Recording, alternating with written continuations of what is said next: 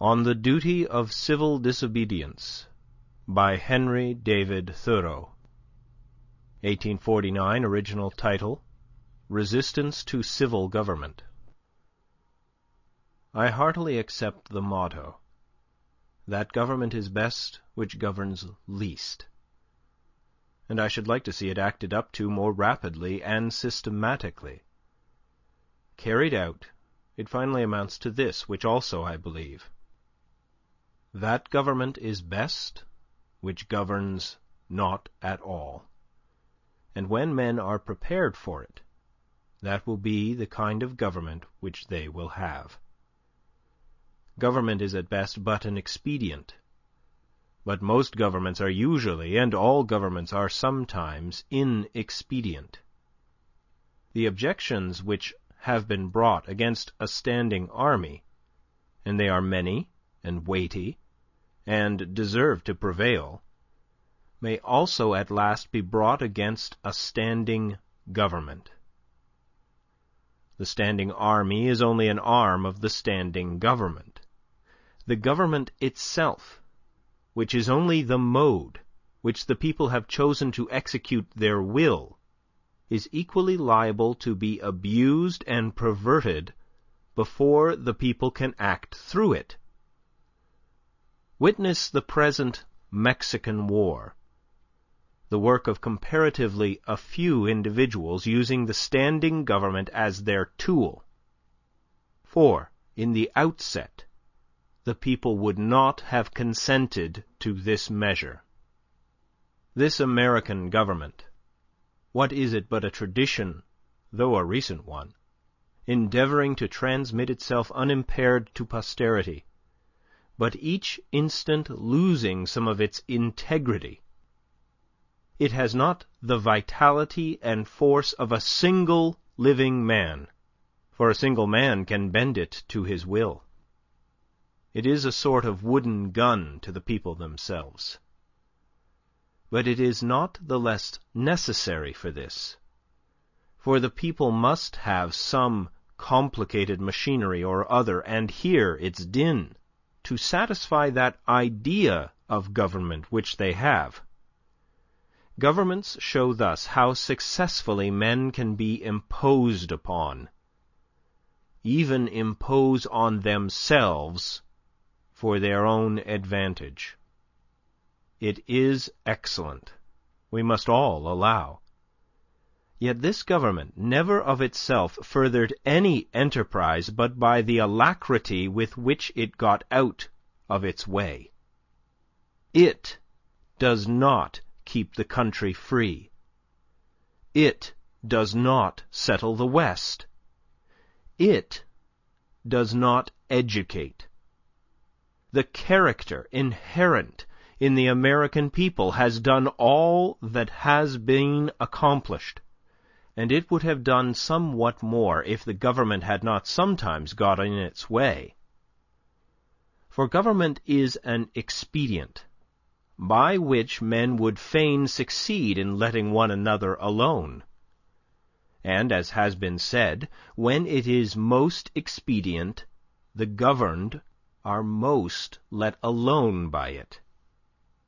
Trade and commerce, if they were not made of India rubber, would never manage to bounce over obstacles which legislators are continually putting in their way.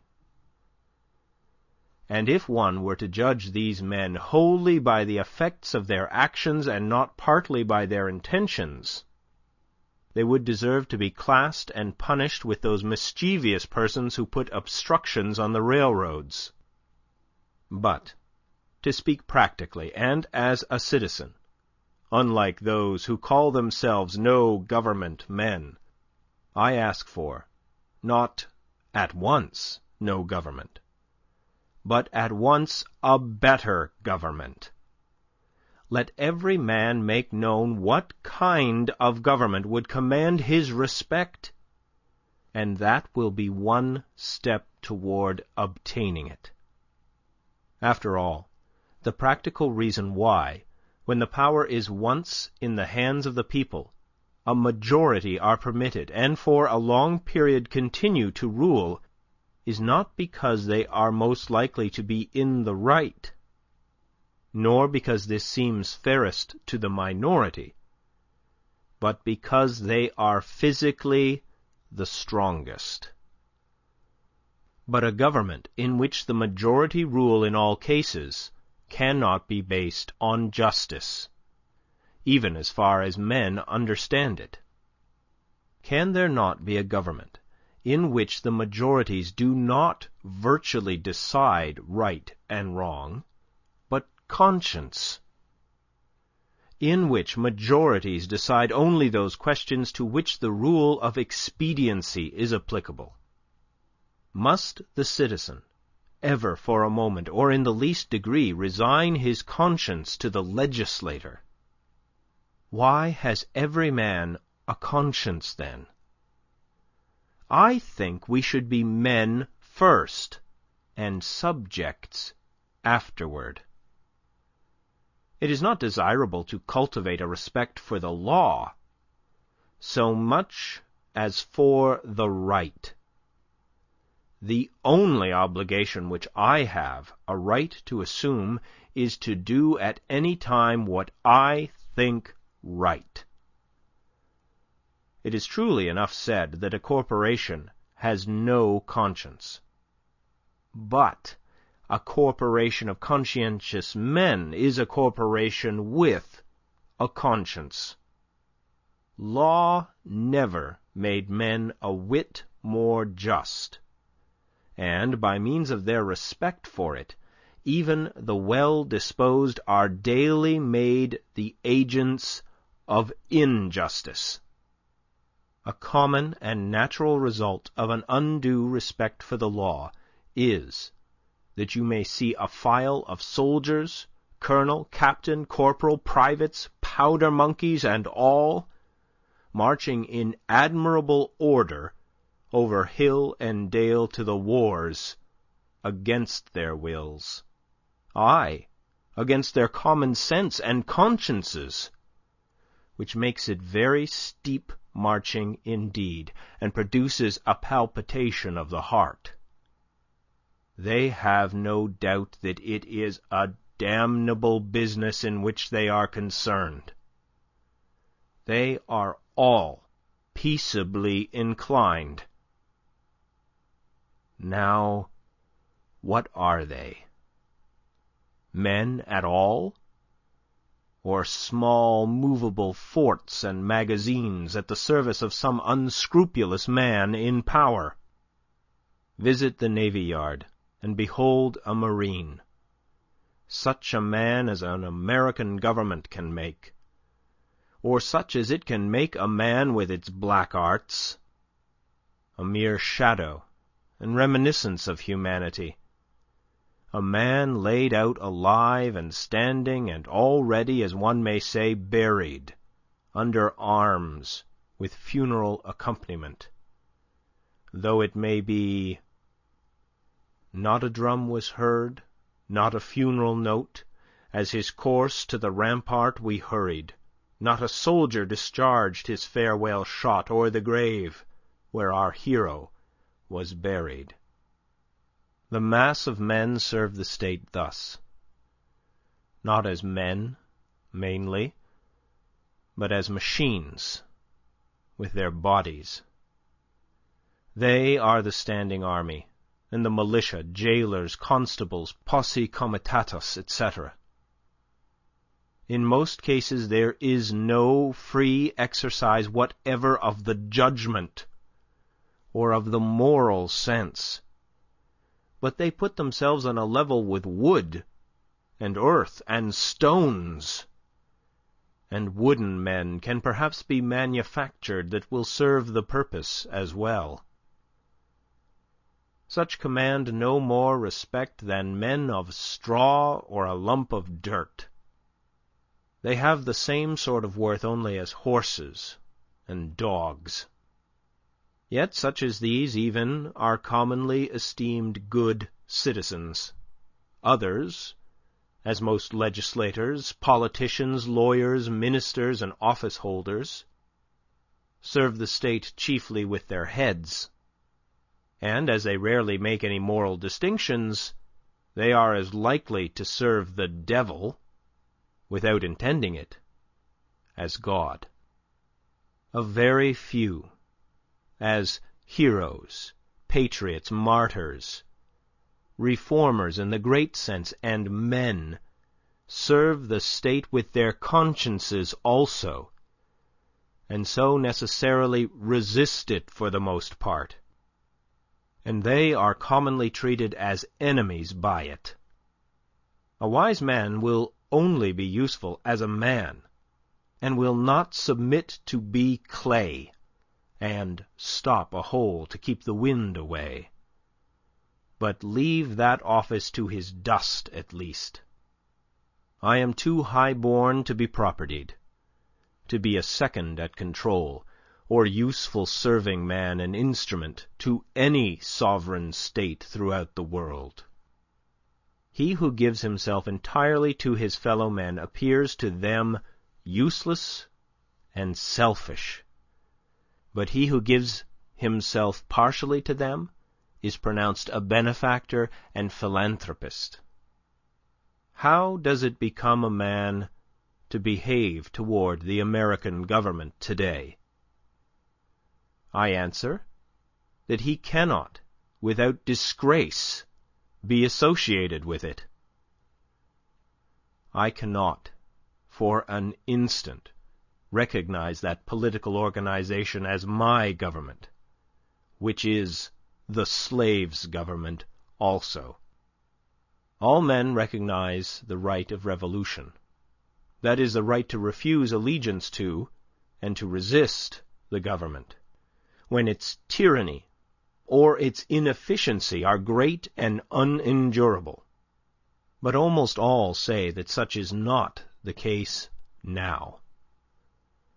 But such was the case, they think, in the Revolution of '75. If one were to tell me that this was a bad government because it taxed certain foreign commodities brought to its ports, it is most probable that I should not make an ado about it, for I can do without them. All machines have their friction, and possibly this does enough good to counterbalance the evil. At any rate, it is a greater evil to make a stir about it. But when the friction comes to have its machine, and oppression and robbery are organized, I say, let us not have such a machine any longer. In other words, when 1/6 of the population of a nation which has undertaken to be the refuge of liberty are slaves, and a whole country is unjustly overrun and conquered by a foreign army and subjected to military law, I think that it is not too soon for honest men to rebel and revolutionize. What makes this duty the more urgent is that fact that the country so overrun is not our own, but ours is the invading army. Paley, a common authority with many on moral questions, in his chapter on the duty of submission to civil government, resolves all civil obligation into expediency, and he proceeds to say that so long as the interest of the whole society requires it, that is, so long as the established government cannot be resisted or changed without public inconvenience, it is the will of God that the established government be obeyed, and no longer. This principle being admitted, the justice of every particular case of resistance is reduced to a computation of the quantity of the danger and grievance on the one side, and of the probability and expense of redressing it on the other. Of this, he says, every man shall judge for himself. But Paley appears never to have contemplated those cases to which the rule of expediency does not apply, in which a people, as well as an individual, must do justice, cost what it may. If I have unjustly wrested a plank from a drowning man, I must restore it to him, though I drown myself. This, according to Paley, would be inconvenient. But he that would save his life in such a case shall lose it. This people must cease to hold slaves and to make war on Mexico, though it cost them their existence as a people. In their practice, nations agree with Paley. But does anyone think that Massachusetts does exactly what is right at the present crisis? A drab of stat, a cloth and silver slut, to have her train borne up and her soul trail i' the dirt. Practically speaking, the opponents to a reform in Massachusetts are not 100,000 politicians at the South, but 100,000 merchants and farmers here, who are more interested in commerce and agriculture than they are in humanity, and are not prepared to do justice to the slave and to Mexico, cost what it may. I quarrel not with far-off foes, but with those who, near at home, cooperate with and do the bidding of those far away, and without whom the latter would be harmless. We are accustomed to say that the mass of men are unprepared. But improvement is slow, because the few are not as materially wiser or better than the many. It is not so important that many should be good as you, as that there be some absolute goodness somewhere, for that will leaven the whole lump.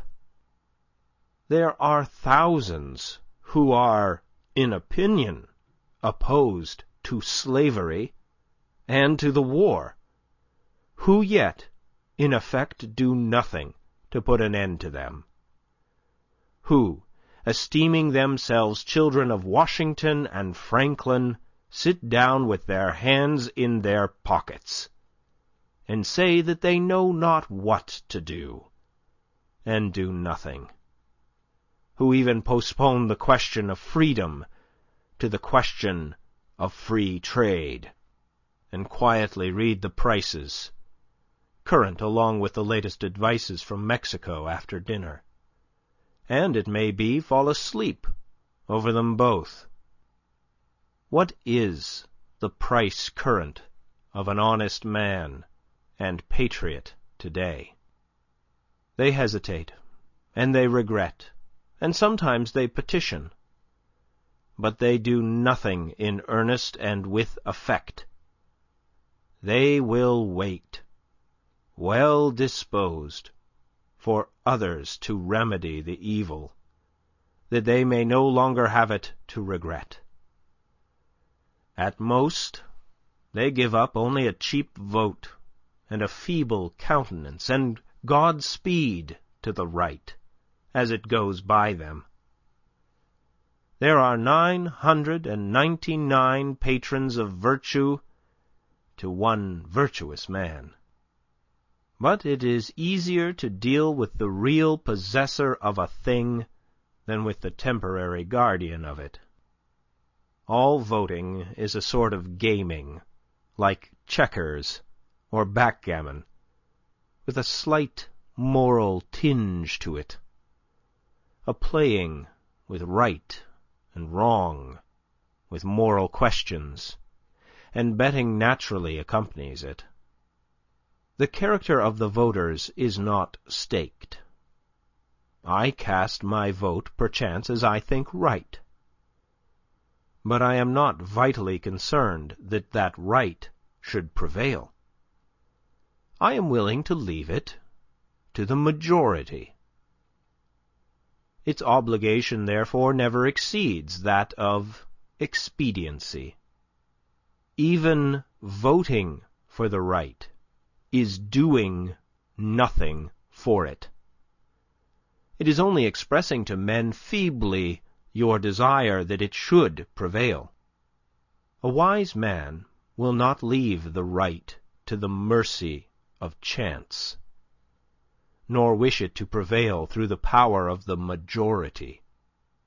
There is but little virtue in the action of masses of men.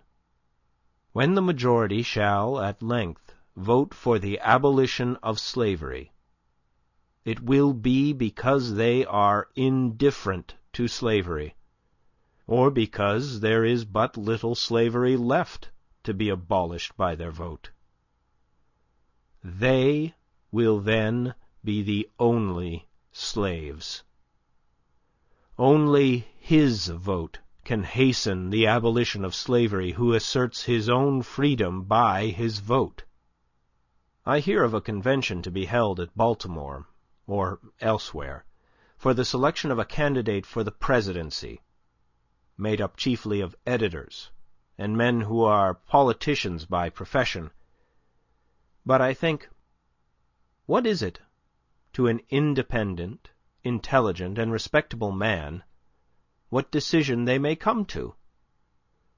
Shall we not have the advantage of this wisdom and honesty nevertheless?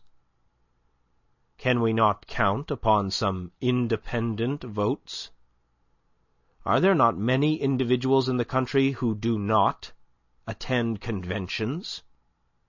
But no. I find that the respectable man, so called, has immediately drifted from his position and despairs of his country, when his country has more reasons to despair of him. He forthwith adopts one of the candidates thus selected as the only available one, thus proving that he is himself available for any purposes of the demagogue. His vote is of no more worth than that of any unprincipled foreigner or hireling native who may have been bought. Oh, for a man who is a man, and, as my neighbor says, has a bone in his back which you cannot pass your hand through. Our statistics are at fault. The population has been returned too large. How many men are there to a square 1,000 miles in the country?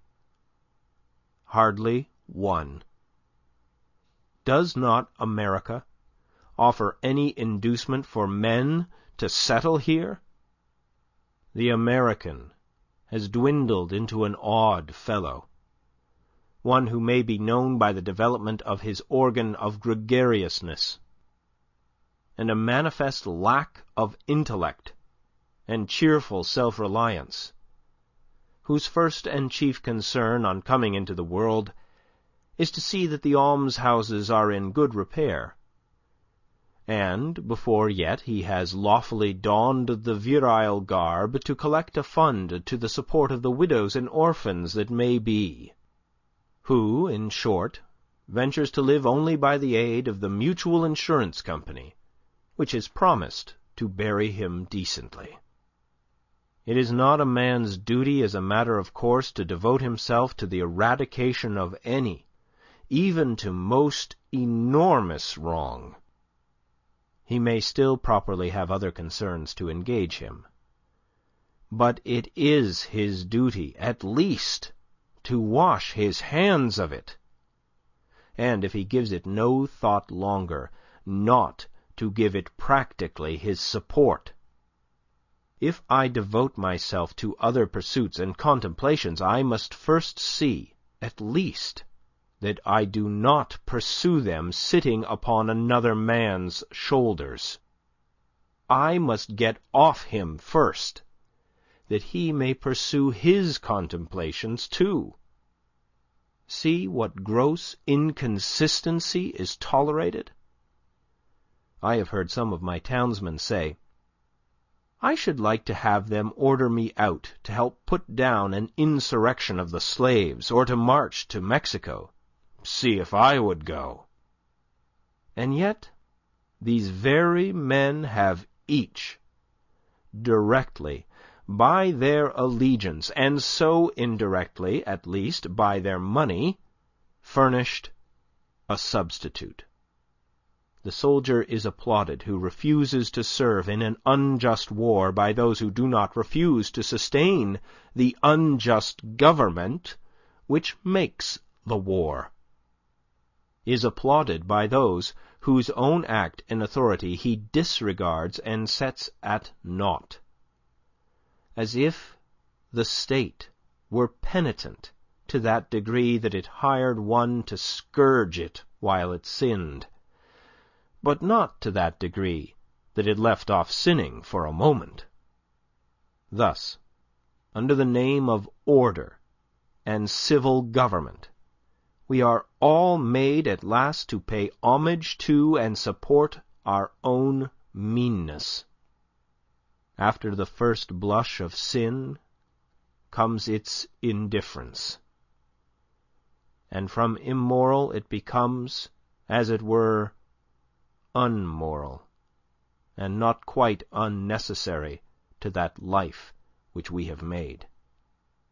The broadest and most prevalent error requires the most disinterested virtue to sustain it. The slight reproach to which the virtue of patriotism is commonly liable, the noble are most likely to incur.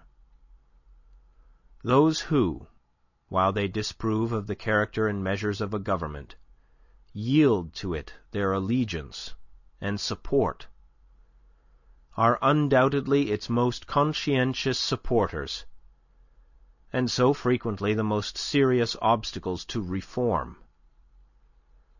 Some are petitioning the state to dissolve the Union, to disregard the requisitions of the President. Why do they not dissolve it themselves, the union between themselves and the state, and refuse to pay their quota into its treasury? Do not they stand in the same relation to the state that the state does to the Union? And have not the same reasons prevented the state from resisting the Union which have prevented them from resisting the state? How can a man be satisfied to entertain an opinion merely and enjoy it? Is there any enjoyment in it, if his opinion is that he is aggrieved?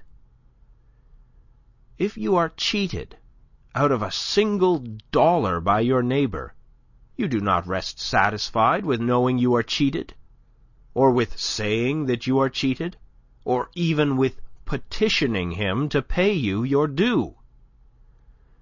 But you take effectual steps at once to obtain the full amount and see to it that you are never cheated again. Action from principle, the perception and the performance of right, changes things and relations. It is essentially revolutionary, and does not consist wholly with anything which was. It not only divided states and churches, it divides families. Aye, it divides the individual, separating the diabolical in him from the divine. Unjust laws exist. Shall we be content to obey them? Or shall we endeavor to amend them and obey them until we have succeeded? Or shall we transgress them at once? Men generally, under such government as this, think that they ought to wait until they have persuaded the majority to alter them. They think that, if they should resist, the remedy would be worse than the evil. But it is the fault of the government itself that the remedy is worse than the evil. It makes it worse. Why is it not more apt to anticipate and provide for reform? Why does it not cherish its wise minority? Why does it cry and resist before it is hurt? Why does it not encourage its citizens to put out its faults and do better than it would have them? Why does it always crucify Christ, and excommunicate Copernicus and Luther, and pronounce Washington and Franklin rebels? One would think that a deliberate and practical denial of its authority was the only offense never contemplated by its government. Else, why has it not assigned its definite, its suitable and proportionate penalty? If a man has no property, refuses but once to earn 9 shillings for the state, he is put in prison for a period unlimited by any law that I know, and determined only by the discretion of those who put him there. But if he should steal 90 times 9 shillings from the state, he is soon permitted to go at large again. If the injustice is part of the necessary friction of the machine of government, let it go. Let it go. Perchance it will wear smooth. Certainly the machine will wear out.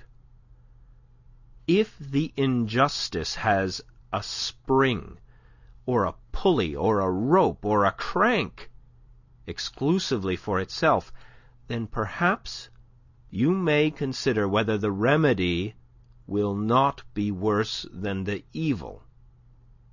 But if it is of such a nature that it requires you to be the agent of injustice to another, then I say break the law. Let your life be a counter-friction to stop the machine. What I have to do is to see, at any rate, that I do not lend myself to the wrong which I condemn. As for adopting the ways the state has provided for remedying the evil, I know not of such ways. They take too much time, and a man's life will be gone. I have other affairs to attend to. I came into this world not chiefly to make this a good place to live in, but to live in it, be it good or bad. A man has not everything to do, but something, and because he cannot do everything, it is not necessary that he should be doing something wrong. It is not my business to be petitioning the governor or the legislature, any more than it is theirs to petition me. And if they should not hear my petition, what should I do then? But in this case the state has provided no way. Its very constitution is the evil. This may seem to be harsh and stubborn and unconciliatory, but it is to treat with the utmost kindness and consideration the only spirit that can appreciate or deserves it. So is all change for the better, like birth and death, which convulse the body. I do not hesitate to say that those who call themselves abolitionists should at once effectually withdraw their support both in person and property from the government of Massachusetts, and not wait till they constitute a majority of one before they suffer the right to prevail through them. I think that it is enough if they have God on their side, without waiting for that other one. Moreover, any man more right than his neighbors constitutes a majority of one already. I meet this American government, or its representative, the state government, directly, and face to face, once a year, no more, in the person of its tax-gatherer. This is the only mode in which a man situated as I am necessarily meets it. And it then says distinctly, "Recognize me." And the simplest, the most effectual, and in the present posture of affairs, the indispensablest mode of treating with it on this head, of expressing your little satisfaction with and love for it, is to deny it then. My civil neighbor, the tax-gatherer, is the very man I have to deal with. For it is, after all, with men, and not with parchment, that I quarrel. And he has voluntarily chosen to be an agent of the government.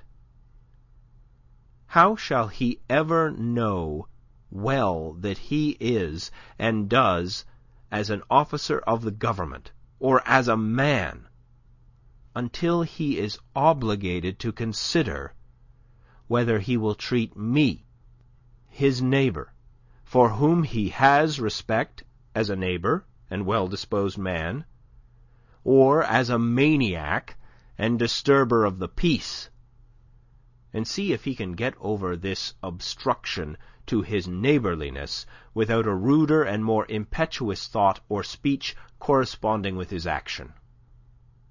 I know this well, that if 1,000, if 100, if 10 men whom I could name, if 10 honest men only, if one honest man in this state of Massachusetts, ceasing to hold slaves, were actually to withdraw from this co-partnership and be locked up in the county jail therefore, it would be the abolition of slavery in America. For it matters not how small the beginning may seem to be. What is once well done is done forever. But we love better to talk about it. That, we say, is our mission. Reform keeps many scores of newspapers in its service, but not one man.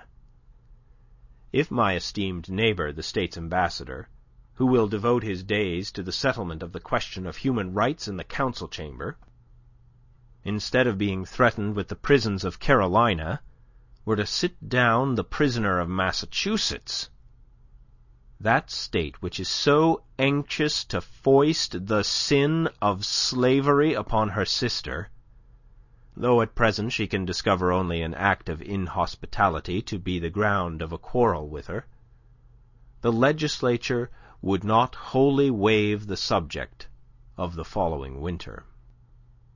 Under a government which imprisons unjustly, the true place for a just man is also a prison.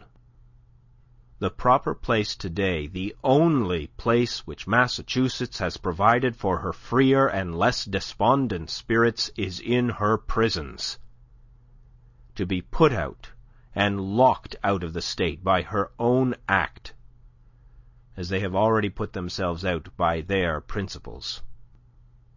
It is there that the fugitive slave and the Mexican prisoner on parole and the Indian come to plead the wrongs of his race should find them, on that separate but more free and honorable ground where the state places those who are not with her, but against her, the only house in a slave state in which a free man can abide with honor.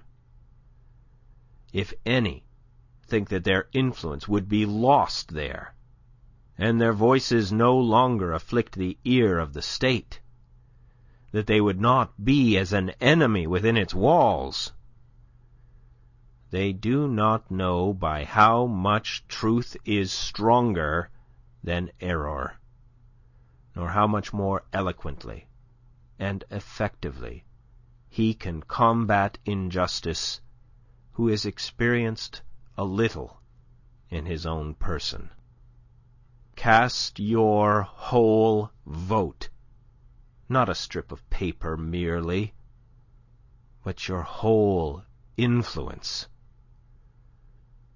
A minority is powerless while it conforms to the majority.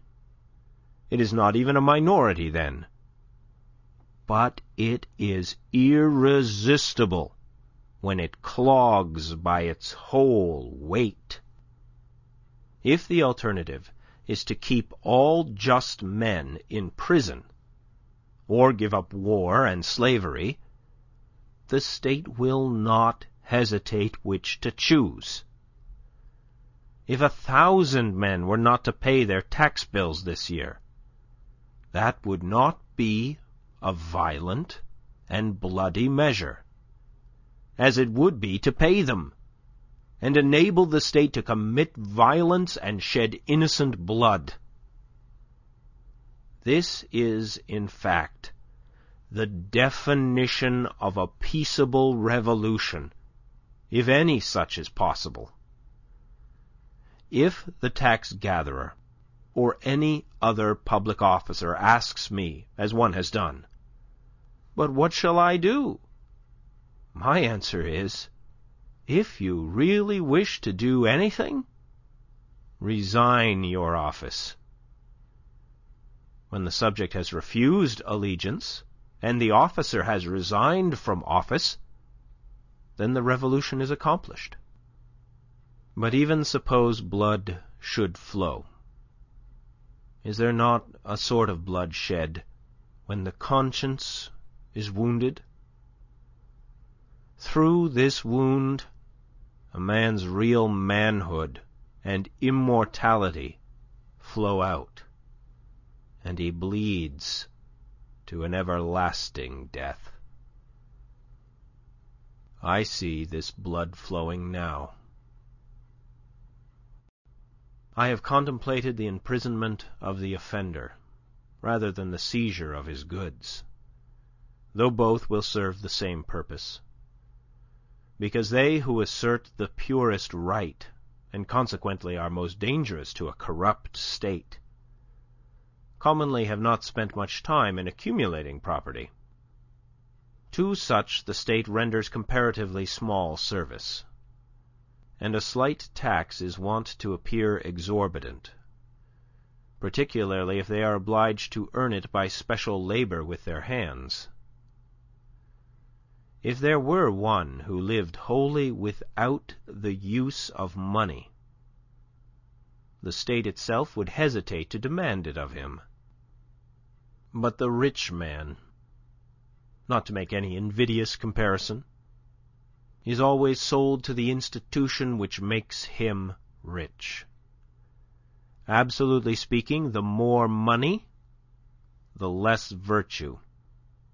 For money comes between a man and his objects, and obtains them for him. It was certainly no great virtue to obtain it. It puts to rest many questions which he would otherwise be taxed to answer, while the only new question which it puts is the hard but superfluous one, how to spend it. Thus his moral ground is taken from under his feet. The opportunities of living are diminished in proportion as that are called the means are increased. The best thing a man can do for his culture when he is rich is to endeavor to carry out those schemes which he entertained when he was poor. Christ answered the Herodians according to their condition. "Show me the tribute money," said he, and one took a penny out of his pocket. "If you use money which has the image of Caesar on it, and which he has made current and valuable, that is, if you are men of the state, and gladly enjoy the advantages of Caesar's government, then pay him back some of his own when he demands it. Render therefore to Caesar that which is Caesar's, and to God those things which are God's, leaving them no wiser than before as to which was which, for they did not wish to know. When I converse with the freest of my neighbours, I perceive that whatever they may say about the magnitude and seriousness of the question, and their regard for the public tranquillity, the long and the short of the matter is that they cannot spare the protection of the existing government, and they dread the consequences to their property and families of disobedience to it. For my own part, I should not like to think that I ever rely on the protection of the state. But if I deny the authority of the state when it presents its tax bill, it will soon take and waste all my property, and so harass me and my children without end.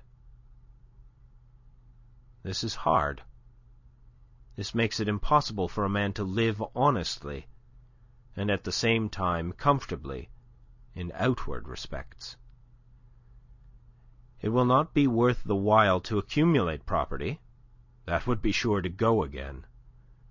You must hire or squat somewhere and raise but a small crop, and eat that soon. You must live within yourself, and depend upon yourself always, tucked up and ready for a start, and not have many affairs. A man may grow rich in Turkey even, if he will be in all respects a good subject of the Turkish government.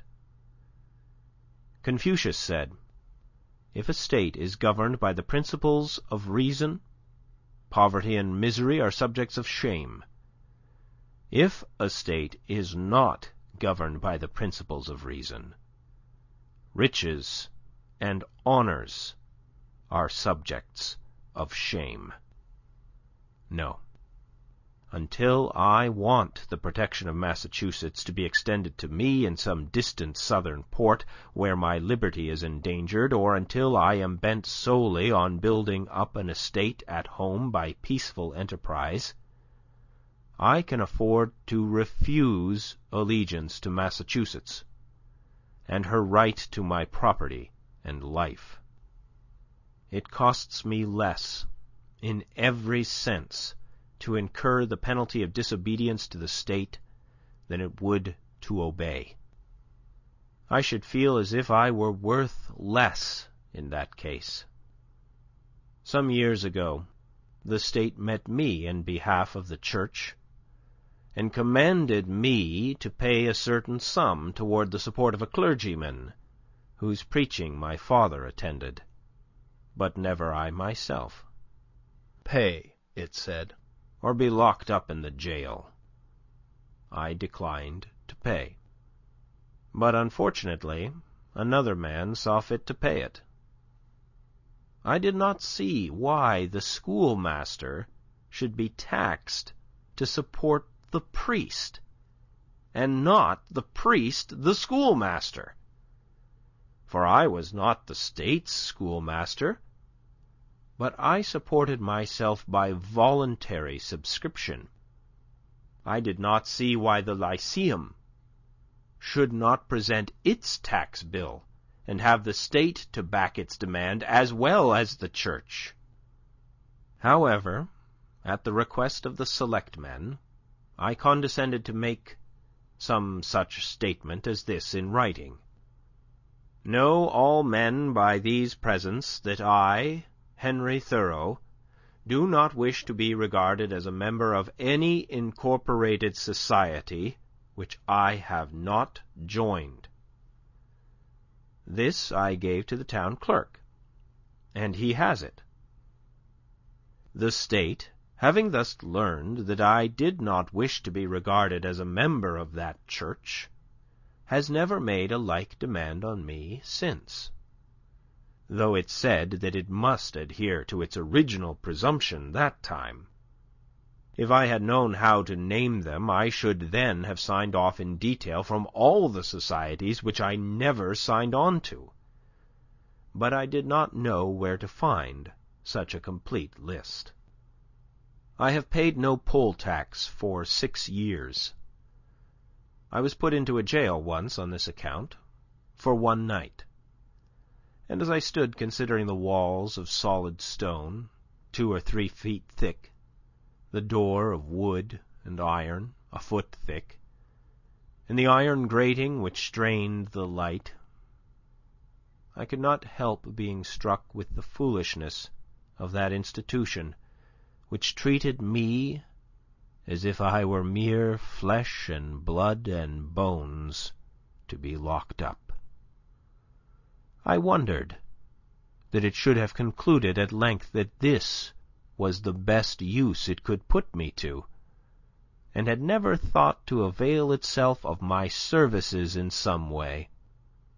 I saw that, if there was a wall of stone between me and my townsmen, there was a still more difficult one to climb or break through before they could get to be as free as I was. I did not for a moment feel confined, and the walls seemed a great waste of stone and mortar. I felt as if I alone of all my townsmen had paid my tax. They plainly did not know how to treat me, but behaved like persons who were underbred. In every threat and in every compliment there was a blunder, for they thought that my chief desire was to stand the other side of that stone wall. I could not but smile to see how industriously they locked the door on my meditations, which followed them out again without let or hindrance, and they were really all that was dangerous.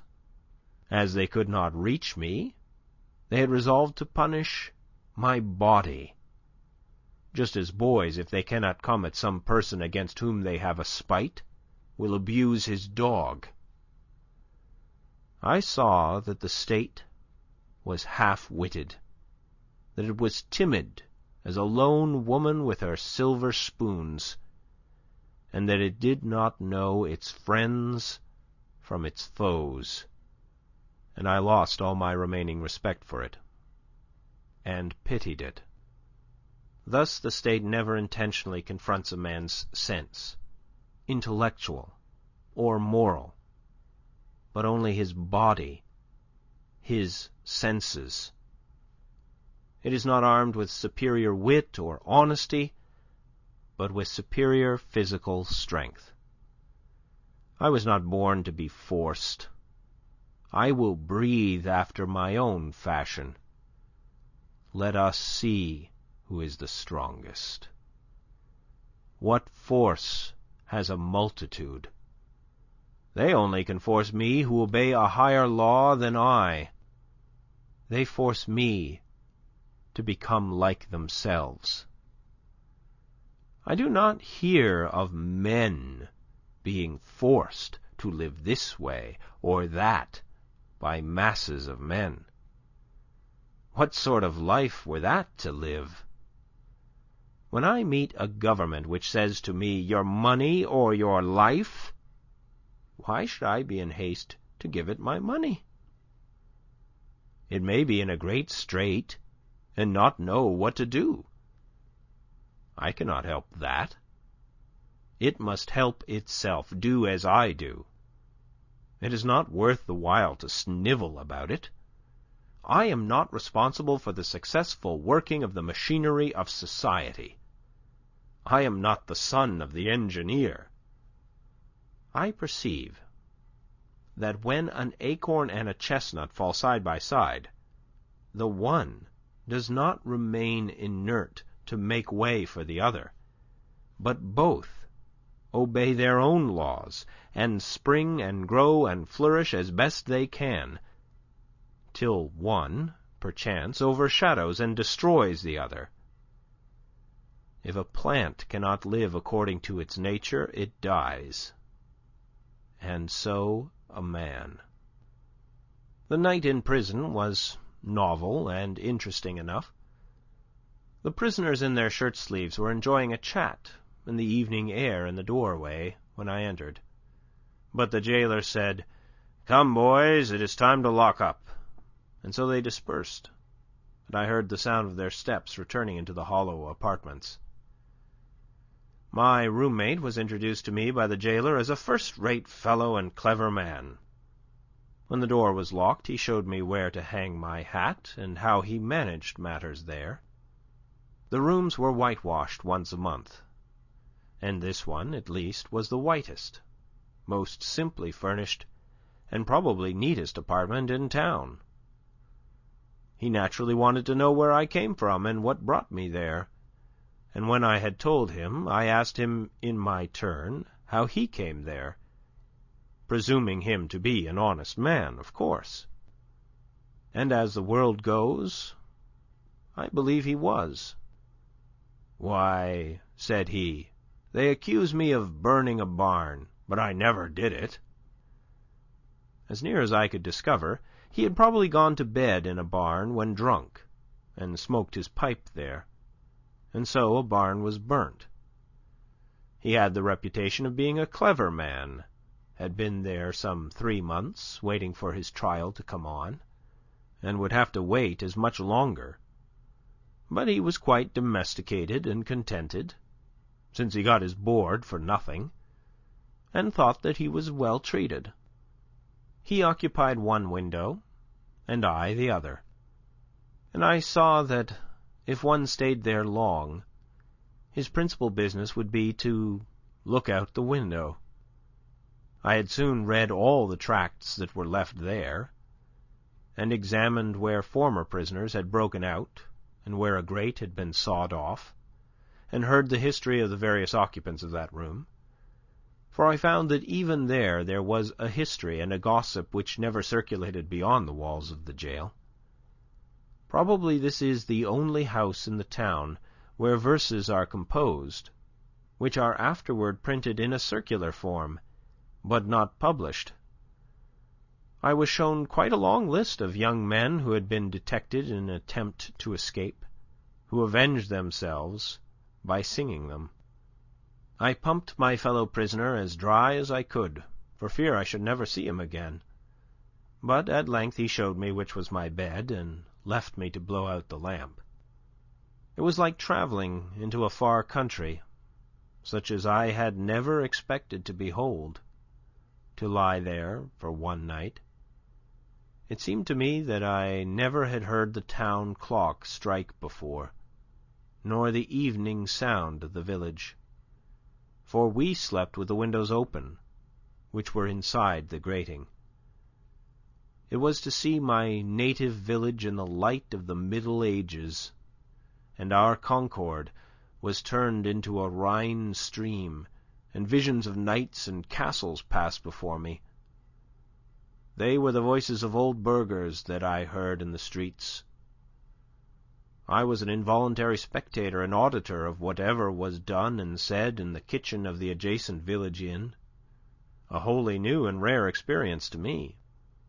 It was a closer view of my native town. I was fairly inside of it. I never had seen its institutions before. This is one of its peculiar institutions, for it is a shire town. I began to comprehend what its inhabitants were about. In the morning our breakfasts were put through the hole in the door, in small oblong square tin pans made to fit, and holding a pint of chocolate, with brown bread, and an iron spoon. When they called for the vessels again, I was green enough to return what bread I had left, but my comrade seized it, and said that I should lay that up for lunch or dinner. Soon after he was let out to work at haying in a neighbouring field, whither he went every day, and would not be back till noon. So he bade me good day, saying that he doubted if he should see me again. When I came out of prison, for someone interfered, and paid that tax. I did not perceive that great changes had taken place on the common, such as he observed who went in a youth and emerged a grey-headed man. And yet a change had to my eyes come over the scene. The town and state and country, greater than any that mere time could effect. I saw yet more distinctly the state in which I lived. I saw to what extent the people among whom I lived could be trusted as good neighbours and friends, that their friendship was for summer weather only, that they did not greatly propose to do right, that they were a distinct race from me by their prejudices and superstitions, as the Chinamen and the Malays are, that in their sacrifices to humanity they ran no risks, not even to their property, that after all they were not so noble, but they treated the thief as he had treated them, and hoped, by a certain outward observance, and a few prayers, and by walking in a particular straight, though useless path from time to time, to save their souls. This may be to judge my neighbours harshly, for I believe that many of them are not aware that they have such an institution as the jail in their village. It was formerly the custom in our village, when a poor debtor came out of jail, for his acquaintances to salute him, looking through their fingers, which they crossed to represent the jail window. "How do you do?" My neighbours did not thus salute me, but first looked at me, and then at one another, as if I had returned from a long journey. I was put into jail as I was going to the shoemaker's to get a shoe which was mended.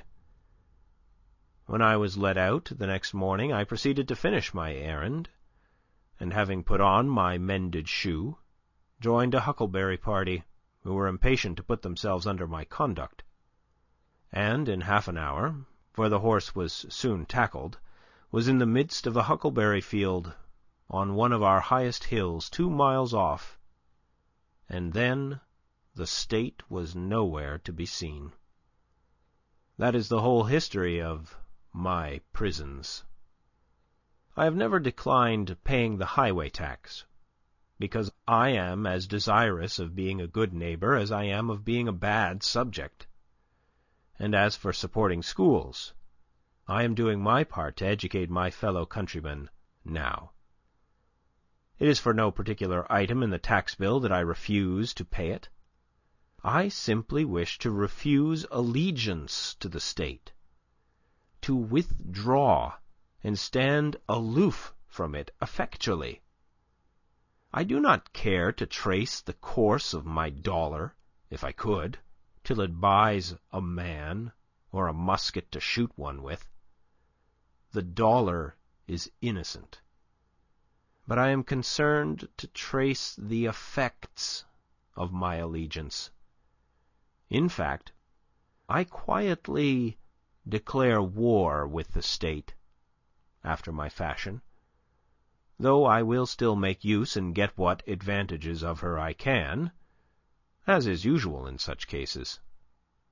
If others pay the tax which is demanded of me, from a sympathy with the state, they do but what they have already done in their own case, or rather they abet injustice to a greater extent than the state requires. If they pay the tax from a mistaken interest in the individual taxed, to save his property or prevent his going to jail, it is because they have not considered wisely how far they let their private feelings interfere with the public good. This, then, is my position at present. But one cannot be too much on his guard in such a case, lest his actions be biased by obstinacy or an undue regard for the opinions of men. Let him see that he does only what belongs to himself and to the hour. I think sometimes Why, this people mean well. They are only ignorant. They would do better if they knew how. Why give your neighbors this pain to treat you as they are not inclined to? But I think again, this is no reason why I should do as they do, or permit others to suffer much greater pain of a different kind.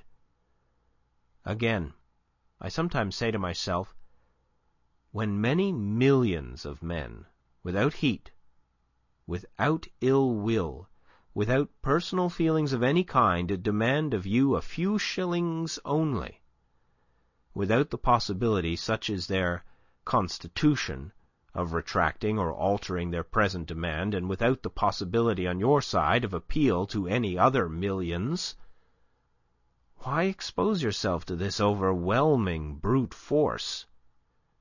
You do not resist cold and hunger, the winds and the waves thus obstinately. You quietly submit to 1,000 similar necessities. You do not put your head into the fire.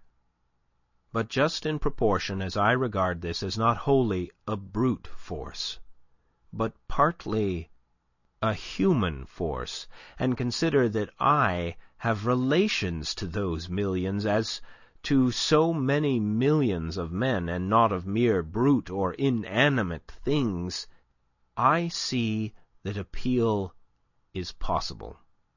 First, and instantaneously, from them to the maker of them, and secondly, from them to themselves. But if I put my head deliberately into the fire, there is no appeal to fire or to the maker of fire, and I have only myself to blame. If I could convince myself that I have any right to be satisfied with men as they are, and to treat them accordingly, and not according, in some respects, to my requisitions and expectations of what they and I ought to be, then, like a good Mussulman and fatalist, I should endeavor to be satisfied with things as they are, and say it is the will of God. And above all, there is this difference between resisting this and a purely brute or natural force, that I can resist this with some effect. But I cannot expect, like Orpheus, to change the nature of the rocks and trees and beasts. I do not wish to quarrel with any man or nation. I do not wish to split hairs, to make fine distinctions, or set myself up as better than my neighbors. I seek rather, I may say, even an excuse for conforming to the laws of the land. I am but too ready to conform to them. Indeed, I have reason to suspect myself on this head, and every year, as the tax-gatherer comes round, I find myself disposed to review the acts and position of the general and state governments, and the spirit of the people, to discover a pretext for conformity. We must affect our country as our parents, and if at any time we alienate our love or industry from doing it honor, we must respect affects and teach the soul matter of conscience and religion, and not desire of rule or benefit. I believe that the state will soon be able to take all my work of this sort out of my hands, and then I shall be no better patriot than my fellow countrymen. Seen from a lower point of view, the Constitution, with all its faults, is very good. The law and the courts are very respectable. Even this state and this American government are, in many respects, very admirable and rare things to be thankful for, such as a great many have described them. Seen from a higher still, and the highest, who shall say what they are, or what they are worth looking at or thinking of at all. However, the government does not concern me much, and I shall bestow the fewest possible thoughts on it. It is not many moments that I live under a government, even in this world. If a man is thought-free, fancy-free, imagination-free, that which is not, never for a long time appearing to be to him, unwise rulers or reformers cannot fatally interrupt him. I know that most men think differently from myself, but those whose lives are by profession devoted to the study of these or kindred subjects content me as little as any. Statesmen and legislators, standing so completely within the institution, never distinctly and nakedly behold it. They speak of moving society, but have no resting place without it. They may be men of a certain experience and discrimination, and have no doubt invented ingenious and even useful systems, for which we sincerely thank them. But all their wit and usefulness lie within certain not very wide limits. They are wont to forget that the world is not governed by policy and expediency. Webster never goes behind government, and so cannot speak with authority about it. His words are wisdom to those legislators who contemplate no essential reform in the existing government. But for thinkers, and those who legislate for all time, he never once glances at the subject. I know of those whose serene and wise speculations on this theme would soon reveal the limits of his mind's range and hospitality.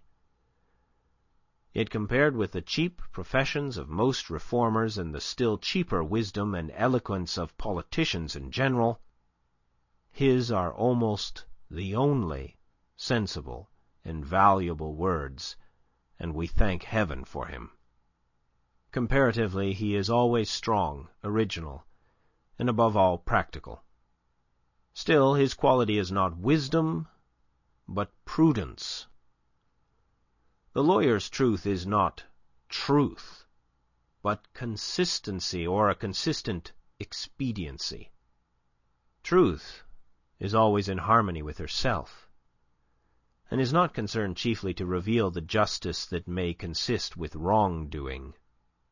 He well deserves to be called, as he has been called, the defender of the Constitution. There are really no blows to be given him but defensive ones. He is not a leader, but a follower. His leaders are the men of '87. I have never made an effort, he says, and never propose to make an effort. I have never countenanced an effort, and never mean to countenance an effort to disturb the arrangement as originally made by which various states came into the Union. Still thinking of the sanction which the Constitution gives to slavery, he says, "Because it was part of the original compact, let it stand." Notwithstanding his special acuteness and ability, he is unable to take a fact out of its merely political relations, and behold it as it lies absolutely to be disposed of by the intellect.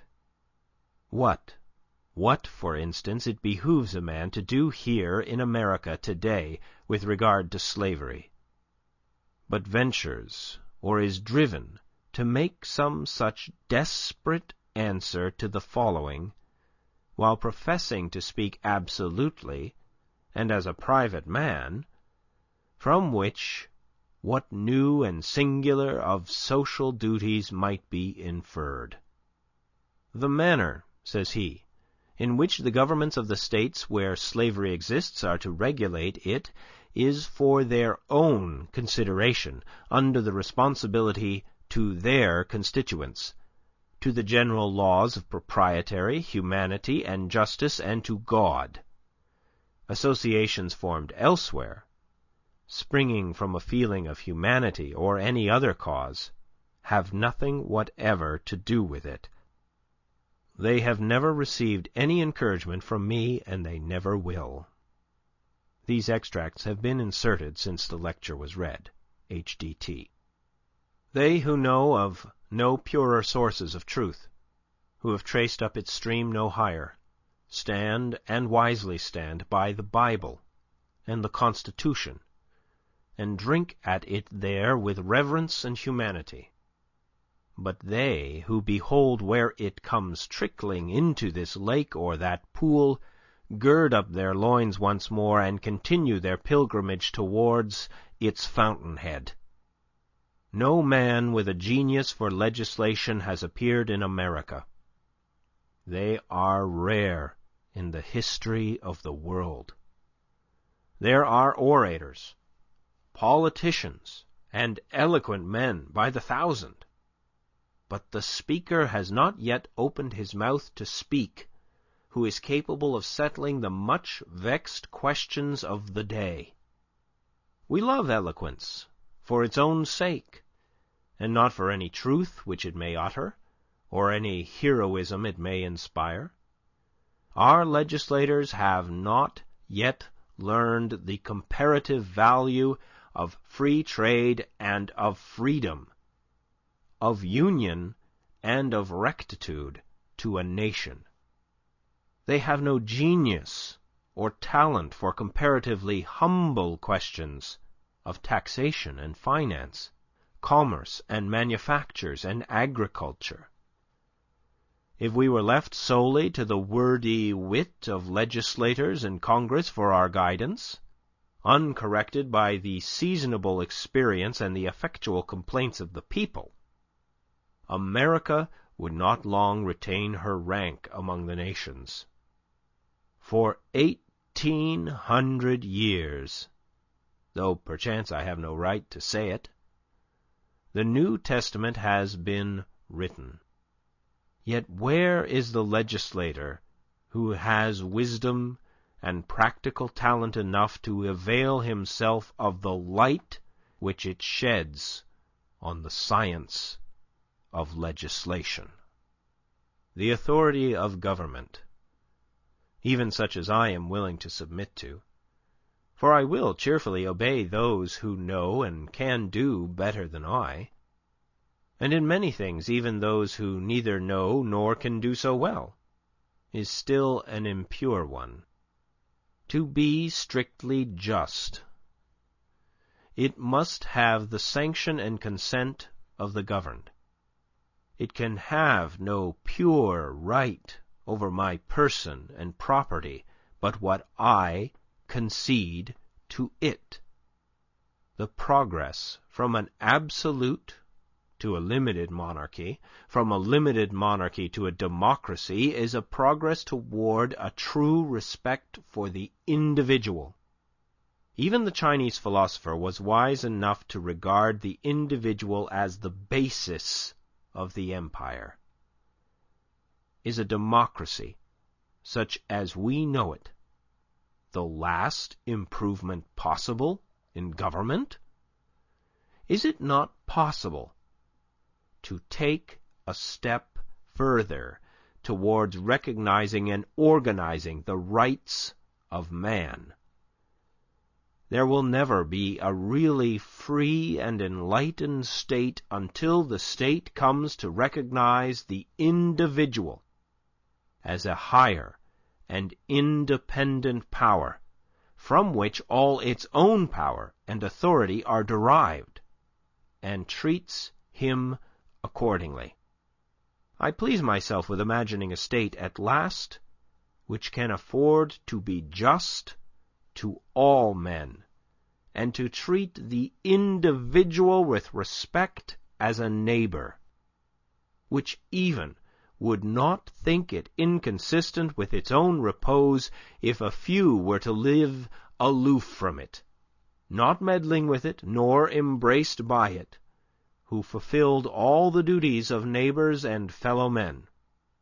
A state which bore this kind of fruit, and suffered it to drop off as fast as it ripened, would prepare the way for a still more perfect and glorious state, which I have also imagined, but not yet anywhere seen.